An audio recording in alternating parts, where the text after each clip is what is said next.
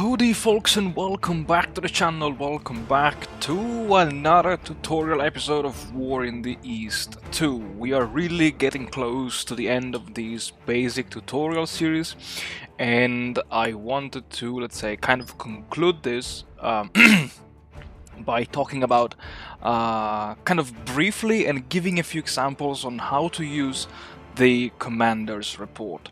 The Commander's Report, or CR, is, in my opinion, the most powerful tool that allows you and that will save you, I would say, dozens, if not hundreds, I mean hundreds of hours in checking, moving, planning, giving orders, or something like that. The Commander's Report can be accessed by clicking on this icon here or by pressing C. And again, just like a bit for the logistics report, the amount of information that you get is again overwhelming. There is literally a ton of information, and because of this, you can actually dig in and find out what you really want to see. And first of all, let's start from the top. Here we have different tabs, which again are very kind of user-friendly, because unit gives you the list of all the units, HQ, all the HQs, air, you have all the air groups, leaders, the battles, locations, which include all the, literally they are all the cities here, and then we also have equipment. And the funny thing is that you can also export the Commander's Report in Excel if you want to compare a specific, I don't know, the consumption of, I don't know, of Panzer II F between turn 1 and turn 2, and yeah, you can just make sure to highlight only the Panzer II F, and then you can export and compare, and you know, there is just an immense amount of things that you can do in the Commander's Report. Then here below, in this case, we do have the total amount of manpower, guns, armored fighting vehicles and planes between the map and all of the theater boxes. The pages, if you have more than 1000 elements into one page, the remaining will be divided into will be split within an additional page, and in this case we have 1474 units. Then we do have here the actions. These are the actions or action buttons, like we can transfer units between the map and the theater boxes. We can set the supply priority, we can set the maximum percentage of TOE, the table of organization and equipment. We can change the unit status between refit and reserve, or we can even disband units. And as you can see, it's very user friendly, because if you hover the mouse over one of these action buttons, it will give you a brief explanation of what this button actually does. And here we have the, let's say, the main spreadsheet, which gives information about everything about these units, from the nation, the size expressed in terms of army group, of HQ level, and also whether they are battalions, divisions, regiments, and so on and so forth. Type, the higher HQ, the theater box, the distance from the HQ. Actually, I think this can be of interest for you folks. You see that some of them do have a positive number and others have a negative number. Now, the distance to HQ, when it is expressed in positive, means that the unit is within the maximum command range of the selected HQ. While when it's negative, the number indicates the number of hexes that separate the unit from the let's say, highest range of the HQ. Which means that, for instance, the 48th Rifle Division attached to the 10th Rifle Corps has a distance of -1, and because the 10th Rifle Corps has a range of 15 hexes, This value of -1 indicates that the 48th Rifle Division is 16 hexes away from the 10th Rifle Corps HQ.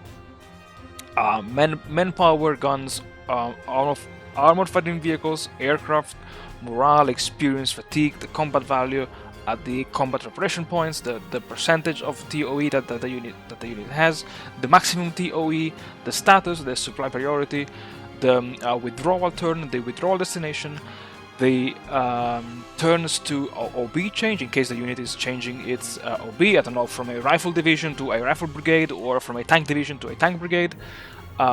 Is this an elite unit? I never talked about the elite units, but briefly, elite units are like the guard units for the for the Red Army or the Waffen-SS for the Germans, like the Romanian mountain divisions. They are classified as Axis elite units, and basically elite units do have a higher morale, so they fight better. That's it basically. And here you have the number of battles that this unit won and lost. And if you click just on supplies, you get an overview of the supply situation. So basically, these columns here are like having the basic unit info box symbols into one single line, and this can become extremely useful. And I hope you're beginning to grasp the usefulness of the commander's report by looking at this. And yeah, the same is true if we just look at the HQs. If you look at the air, here you can also select air groups, AOGs, pilots, and even the pilot list with all the names. I think this is just really and incredibly cool. And besides this, here below you do have the filters. Here you can check for isolated units, for static units, frozen units. Frozen units are units that are on the map but they cannot move. Basically, units which have arrived in the last turn, unit on map, and here you can select also support units, multi-role units, or off-map units.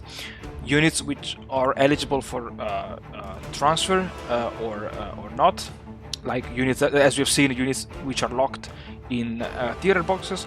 Here you can set your formation, and here you can also filter the morale of the units. Like for instance, if we want to check for units which have a morale of let's say between 55 and 60, here you see that we will only have the units with a morale between what the numbers that we have indicated.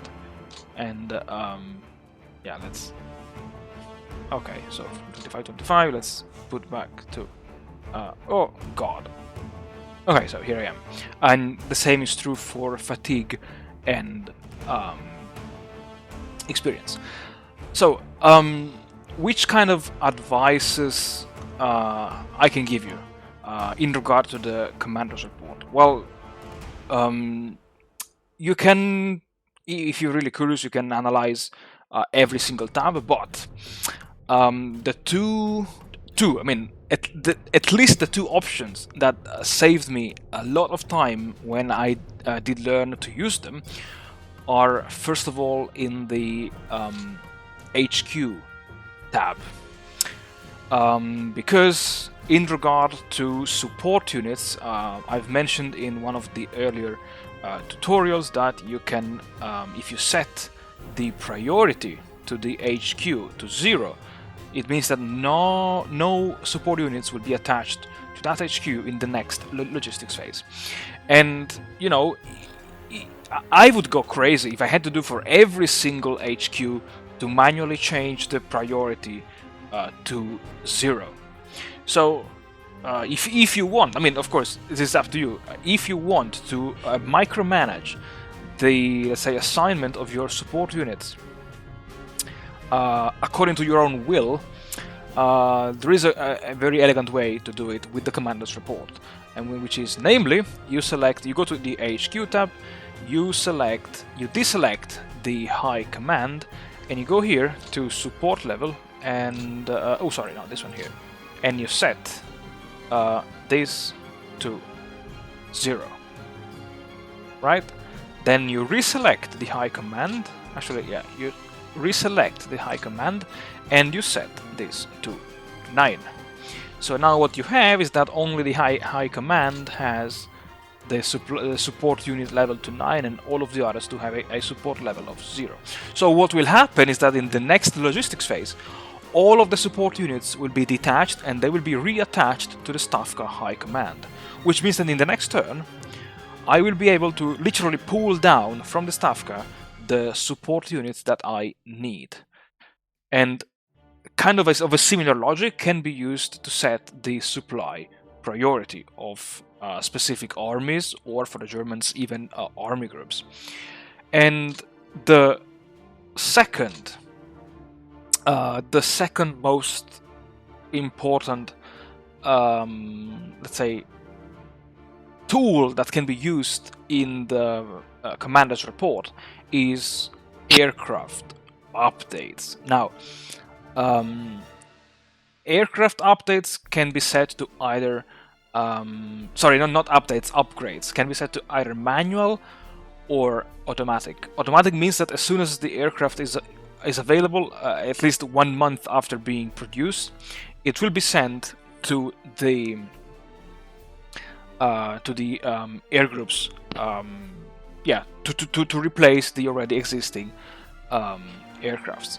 So ideally, what I always like to do is, because I like to play a lot with fighters to gain air superiority and to make sure that my fighters are shooting down enemy airplanes, therefore potentially also killing enemy pilots.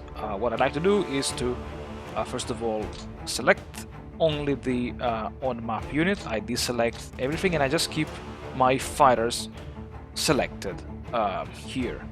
And what I like to set is to set this to automatic upgrades. And now you see here, all of my fighter units are now set. Fighter units on the map are now set to automatic upgrade. And really, folks, the amount of things that you can do and you can play around with the commander's report is just endless. I'm not making a super long tutorial because it's really up to you guys to really explore and make mistakes and yeah, experiment with this tool, which is in my opinion one of the most powerful tool that really saves you a lot of time, really a lot of time. And yeah, with this I'm ready at the end. I hope you guys enjoyed this very short and quick tutorial, and yeah, stay tuned for more, because in the next tutorial, which will be the last one of this basic tutorial series, we will finally talk about victory conditions. Until then, my friends, I wish you all the best, stay safe, stay healthy, and I hope to see you all in the next tutorial.